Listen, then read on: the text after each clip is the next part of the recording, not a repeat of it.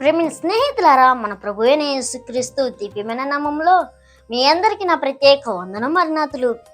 ఈరోజు మనము ఒక ప్రత్యేకమైన స్థలం గురించి ధ్యానించుకోబోతున్నాము. అదే కల్వరి. కల్వరిని లాటిన్ భాషలో కెల్వెరియా అని అంటారు.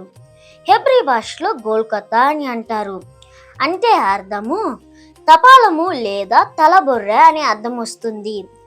ఇది ఒకప్పుడు నేరస్తులను శిక్షించే ఒక భయంకరమైన స్థలము. మరణానికి భయానికి ఇది కేర్ ఆఫ్ అడ్రస్ గా నిలుస్తుంది. కానీ యేసయ్య ఎప్పుడైతే ఈ స్థలం పైన అడుగు పెట్టాడో అప్పుడే ఈ స్థలం స్వరూపమే మారిపోయింది. యేసయ్య తన ప్రేమతో ఈ కొండను 4 అద్భుతమైన స్థలములుగా మార్చేశాడు.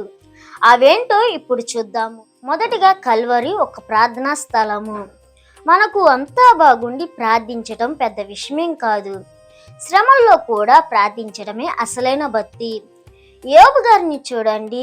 ఒకే రోజులో తన ఆస్తిని, బిడ్డలను, తన ఆరోగ్యాన్ని కోల్పోయాడు. అయినా దేవుని స్తుతించటం మాత్రం మానుకోలేదు. దేవుని సేవకులైన దేవదాసాయి గారు ఏమంటారంటే, శ్రమకాలము బాధాకాలం కాదు, అది బహుమాన కాలము. కష్టకాలము దేవునికి ఇష్టకాలము. యేసయ్య శిలువపై ఉండి కూడా తనను హింసించే శత్రువుల కోసము, తండ్రి వీరేమి చేయుచున్నారు, వీరెరుగురు గనుక వీరిని క్షమించు అని ప్రార్థన చేశారు. అగ్నిగుండంలో షడ్రకు, మెషక్కు, అభిజ్ఞోలు, చెరసాలలో పౌలు, శీలలు ఎలాగైతే ఆ కష్ట సమయాన్ని ప్రార్థనా సమయంగా మార్చేశారో యేసయ్య కూడా ఆ స్థలాన్ని ఒక ప్రార్థనా స్థలంగా మార్చేశారు. రెండవదిగా క్షమాపణ స్థలము. తన పక్కనే ఉన్న దొంగ తన తప్పు తెలుసుకున్నప్పుడు యేసయ్య ఏమాత్రము ఆలస్యం చేయకుండా అతనిని క్షమించి, నేడు నీవు నాతో కూడా పరదేశంలో ఉందువు అని వాగ్దానం చేశాడు. మనం కూడా క్రైస్తవులుగా మన శత్రువులను క్షమించాలి. భక్తుడైన స్టెఫెన్ గారిని రాళ్లతో కొట్టి చంపుతున్న వారిని క్షమించినట్లే యేసయ్య కల్వరిపై క్షమాపణకు నిలువుటద్దంగా నిలిచారు. మూడవదిగా ఆదరణ స్థలము. యేసయ్య ఎంతటి వేదనలో ఉన్నారో ఊహించండి.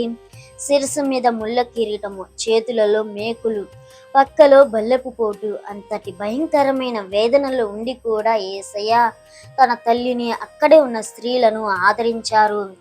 తన బాధ కంటే ఇతరుల వేదనే ఆయనకు పెద్దదిగా అనిపించింది. ఆదరణ కోల్పోయిన ప్రతి హృదయానికి కల్వరి ఒక నిరీక్షణగా మారింది. చివరగా కల్వరి ఒక ఆరాధనా స్థలము. మనము సాధారణంగా ఆదివారము ఆరాధనకు వెళ్ళి దేవుణ్ణి స్తుతిస్తాము. కానీ ఆ రోజే కల్వరిపై ఒక అద్భుతమైన ఆరాధన జరిగింది. యేసయ్య మరణించిన తీరు, ఆ ప్రకృతిలో జరిగిన మార్పులను చూసి అక్కడే ఉన్న సేనాధిపతి మరియు శత్రువుల సైతము ఈయనే నిజమైన దేవుని కుమారుడు అని దేవుని స్తుతించారు. అలాగా శత్రువుల చేత దేవుని నామాన్ని స్తుతింప చేసిన స్థలమే ఆరాధన స్థలంగా మారిన కల్వరి. ప్రేమైన స్నేహితులారా, గమనించండి. శత్రువుల కోసము ప్రార్థించడం వలన అది ప్రార్థనా స్థలము అయింది. పాపిని క్షమించడం వలన అది క్షమాపణ స్థలము అయింది. ఏడుస్తున్న వారిని ఓదార్చడం వలన అది ఆదరణ స్థలంగా మారింది.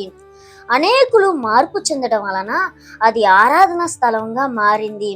ఒకప్పుడు మరణానికి చిరునామాగా ఉన్న భయంకరమైన కొండ ఈరోజు కోట్లాది మందికి యాత్రా స్థలంగా మారింది. అంటే దీనికి కారణము యేసయ్య చూపిన అపారమైన ప్రేమ మాత్రమే. ఆ ప్రేమ మన హృదయాలను కూడా మార్చునుగాక. ఈ సందేశం మీకు ఆశీర్వాదకరంగా అనిపిస్తే ఇతరులకు షేర్ చేయండి. దేవుడు మిమ్మల్ని దీవించునుగాక. మరి ఒక వీడియోతో మళ్ళీ కలుద్దాం. God bless you. మరణాత.